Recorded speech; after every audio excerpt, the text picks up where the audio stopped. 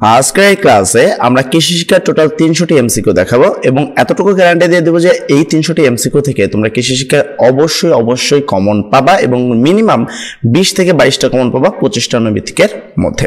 যারা আমাদের সাথে রেগুলার ক্লাস করে তারা কিন্তু এই বিষয়টি জানে এবং আমাদের প্রত্যেকটি কমেন্ট সেকশনে তুমি এই বিষয়টা প্রুফ পাবা। তো চলো আমরা প্রথম প্রশ্নগুলো দেখে নিই। 1 নম্বর প্রশ্ন, কোন পোকা চারাপাট গাছের গোড়া কেটে দেয়? কোন পোকা চারাপাট গাছের গোড়া কেটে দেয়? সেক্ষেত্রে উত্তর হবে এর নাম্বারটি অর্থাৎ উরচুঙ্গা। তারপরে তোমরা এখানে একটা উদ্দীপক দেখতে পাচ্ছ তোমাদের জন্য, যেখানে বলেছে উদ্দীপকটি পড়ে 2 এবং 3 নং প্রশ্ন উত্তর দাও। একটি পুকুরের পানি পরীক্ষা করে পিএইচ মান পাওয়া গেল 3.5। পুকুরটির আয়তন ছিল 10%। পুকুরটিতে মাছ চাষের সফলতা পাওয়ার জন্য পানির গুণগত মান যাচাই খুবই গুরুত্বপূর্ণ। প্রশ্ন, উদ্দীপকের পুকুরটির জন্য কত কেজি চুন প্রয়োগ করতে হবে? সেক্ষেত্রে 2 নম্বর প্রশ্নের উত্তর হবে কে নাম্বারটি অর্থাৎ 120 কেজি। এরপর 3 নম্বর প্রশ্ন, উদ্দীপকের পুকুরটির উপযুক্ত অবস্থান পোনা ছাড়লে কোনটা আসবে? মাছের খাদ্য খরচ বেশি লাগবে, মাছের বৃদ্ধির হার কমে যাবে, পোনা মাছ মারা যাবে। সেক্ষেত্রে 3 নম্বর প্রশ্নের উত্তর হবে 3টি সঠিক অর্থাৎ এর নাম্বারটি। 4 নম্বর প্রশ্ন, নিচের কোন মাটিতে ফসল চাষের জন্য এমপিও সার বেশি প্রয়োজন হয়? নিচের কোন মাটিতে ফসল চাষের জন্য এমওপি সার বেশি প্রয়োজন হয়? সেক্ষেত্রে 4 নম্বর প্রশ্নের উত্তর হবে এম নাম্বারটি লাল বেলে মাটি। 5 নম্বর প্রশ্ন, নিচের কোনটি শীতকালীন সবজি?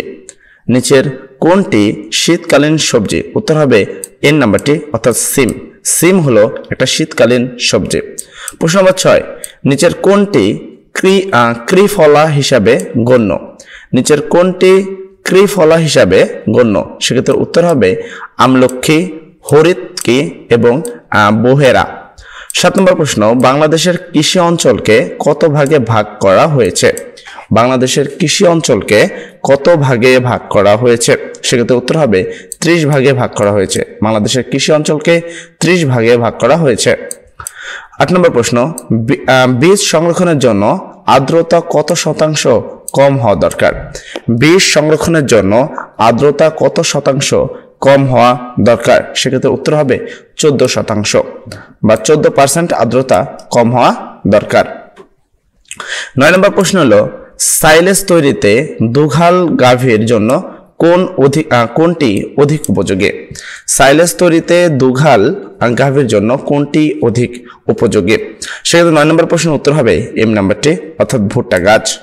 10 নম্বর প্রশ্ন, আধুনিক পদ্ধতিতে মাছ চাষে মোট খরচের শতকরা কত ভাগ খাদ্য ক্রয় ব্যয় হয়? সেক্ষেত্রে 10 নম্বর প্রশ্নের উত্তর হবে কে নাম্বারটি অর্থাৎ শতকরা 60 ভাগ। 11 নম্বর প্রশ্ন হলো, নিচের কোনটি কৃষিতান্ত্রিক বীজ? নিচের কোনটি কৃষিতান্ত্রিক বীজ? সেক্ষেত্রে উত্তর হবে আলু। আলু একটি কৃষিতান্ত্রিক বীজ। ধানি প্রণার অবস্থান পাওয়ার উত্তম। ধানি প্রণার অবস্থান পাওয়ার উত্তম তো অপশনে ছিল আতুর পুকুরি, লালন পুকুরি, মজুদ পুকুরি। সেক্ষেত্রে 12 নম্বর প্রশ্নের সঠিক উত্তর হবে কে নাম্বারটি অর্থাৎ 1 ও 2 আতুর পুকুরি, লালন পুকুরি। তারপরে 13 নম্বর প্রশ্ন, 10টি গরুর জন্য 10টি ইউরিয়া মোলাসেস ব্লক এর মোট ওজন কত হবে? সেক্ষেত্রে 13 নম্বর প্রশ্নের সঠিক উত্তর হবে এল নাম্বারটি অর্থাৎ 3.5 কেজি 3.0 কেজি বা 3 কেজি। 14 নম্বর প্রশ্ন, ইন্ডিয়ান রানার জাতের হাঁস বছরে কয়টি ডিম পারে? ইন্ডিয়ান রানার জাতের হাঁস বছরে কয়টি ডিম পারে? সেক্ষেত্রে 14 নম্বর প্রশ্নের উত্তর হবে কে নাম্বারটি অর্থাৎ 250 থেকে 300টি। 15 নম্বর প্রশ্ন, বলা হয়েছে নিচের কোন মাছকে ক্যাটফিশ বলা হয়? নিচের কোন মাছকে ক্যাটফিশ বলা হয়? সেক্ষেত্রে 15 নম্বর প্রশ্নের উত্তর হবে এর নাম্বারটি মাগুর মাছকে ক্যাটফিশ বলা হয়। তারপর 16 নম্বর প্রশ্ন, উদ্দীপক পড়ে 16 এবং 17 নম্বর প্রশ্ন উত্তর দাও। বাবুল মিয়া তার 30 শতক পতিত পুকুরে এককভাবে মাগুর মাছ চাষের জন্য 100 গ্রাম ওজনের 200টি মাগুর মাছের পোনা মজুত করে এবং সমৃদ্ধ খাদ্য হিসাবে বিভিন্ন উপাদান তথা ফিশ মিল, সরিষা খেল, গমের ভুসি সহ অন্যান্য খাদ্য গ্রহণ করে লাভবান হন। পরবর্তী বছরে তিনি পুকুরটিকে সম্মিলিত চাষের আওতায় আনার সিদ্ধান্ত নেন। তারপরে 16 নম্বর প্রশ্ন, বাবুল মিয়া মাগুর মাছ চাষে শতক প্রতি কি পরিমাণ সমৃদ্ধ খাবার প্রয়োগ করেন? সেক্ষেত্রে 16 নম্বর প্রশ্নের সঠিক উত্তর হবে কে নাম্বারটি, অর্থাৎ 1 কেজি। এরপর আমরা চলে যাবো এখানে তোমাদের পরবর্তী প্রশ্ন। তো এখানে বলছে উক্ত চাষে সমন্বিত চাষের সিদ্ধান্ত নিতে কি কৌশল অবলম্বন করতে হবে? উক্ত চাষে সমন্বিত চাষের সিদ্ধান্ত নিতে কি কৌশল অবলম্বন করতে হবে? সেক্ষেত্রে 17 নম্বর প্রশ্ন উত্তর হবে কে নাম্বারটি, অর্থাৎ পুকুরের পাড় উঁচু করতে হবে। 18 নম্বর প্রশ্ন, পশুর সম্পূরক খাদ্য নিচের কোনটি? পশুর সম্পূরক খাদ্য নিচের কোনটি? সেক্ষেত্রে 18 নম্বর প্রশ্নের উত্তর হবে হলো এম নাম্বারটি, অর্থাৎ ইউরিয়া মোলাসেস। 19 নম্বর প্রশ্ন, নিচের কোনটি দেখে পুকুর ফাইটোপ্লাঙ্কটনের উপস্থিতি বোঝা যায়? সেক্ষেত্রে তোমাদের এখানে 19 নম্বর প্রশ্নের উত্তর হবে এল নাম্বারটি, অর্থাৎ পানির সবুজাভ লাভ থাকলে। 20 নম্বর প্রশ্ন, ডিমের খোসার কোন উপাদান থাকে? ডিমের খোসায় কোন উপাদান থাকে?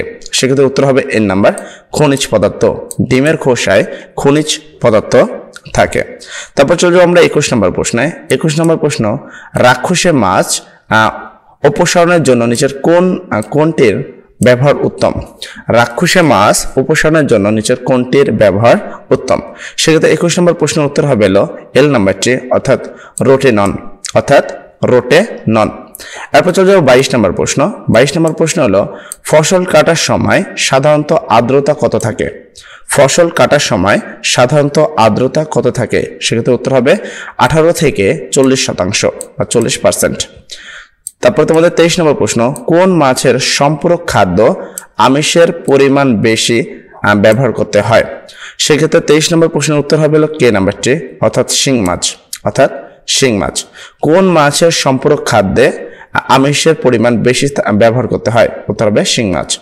24 নম্বর প্রশ্ন, মাছের খাদ্যে খরচ কম হয় বর্ষাকালে, গ্রীষ্মকালে, শীতকালে? সেক্ষেত্রে 24 নম্বর প্রশ্নের উত্তর হবে এম নাম্বারটি, অর্থাৎ হলো 3 নাম্বারটি, শীতকালে। মাছের খাদ্যের পরিমাণ কম হয় কোথায়? শীতকালে। এরপর 25 নম্বর প্রশ্ন, জুম চাষের ফলে কৃত্রিম ভূমিক্ষয় হয়, ভাঙ্গজনিত ভূমিক্ষয় হয়, আবার গালি ভূমিক্ষয় হয়। সেক্ষেত্রে 25 নম্বর প্রশ্নের উত্তর হবে এল নাম্বারটি, অর্থাৎ 1 ও 3। দেখো আজকের এই ক্লাসে আমরা টোটাল 25টি এমসিকিউ প্রশ্ন দেখালাম। আমাদের প্রতিদিনের মতো কিন্তু সন্ধ্যার সময় বাকি হয়। আমরা টোটাল আজকের জন্য আমরা রেখেছি 300টি এমসিকিউ, টোটাল 300টি এমসিকিউ কৃষি শিক্ষার জন্য, এবং আশা করি 100% 300টি এমসিকিউ থেকে তোমরা সম্পূর্ণ কমন পাবা। এবং যারা আমাদের সাথে রেগুলার সন্ধ্যার লাইভ ক্লাসে থাকে তারা কিন্তু তোমরা আমাদের প্রত্যেকটা ভিডিওর কমেন্ট সেকশনে দেখবা, তারা কিন্তু সবসময় বলে 22টা, 20টা, 30টা এরকম মধ্যে কমন পেয়ে থাকে। তো সবাইকে যারা নতুনভাবে আমাদের এই ভিডিওটা দেখেছো তাদেরকে সবাইকে রিকোয়েস্ট করবো সন্ধ্যার আজানের পরপর আমাদের লাইভ ক্লাসে আসার জন্য আমাদের এই চ্যানেলটি সাবস্ক্রাইব করে নোটিফিকেশন বেলটি অন করে রাখতে হবে তোমাকে, যেন আমরা লাইভ ক্লাসটি শুরু করার সাথে সাথে তোমরা সবাই চলে আসতে পারো। আজকের ক্লাস এই পর্যন্তই। সবাই ভালো থাকবে, সবার জন্য দোয়া করি। আসসালামু আলাইকুম।